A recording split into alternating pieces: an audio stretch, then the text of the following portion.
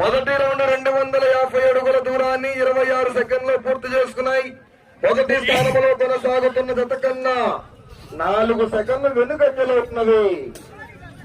4 సెకండ్లు వెనుకంజలో ఉన్నవి. శ్రీ గంగమ్మ తల్లి ఆశీస్సులతో సేవల హేమంత్ సాయిరామ్ గారు, వైఎస్ఆర్సీపీ కన్వీనర్ వేల్పూరు, అచ్చంపేట మండలం, పల్నాడు జిల్లా.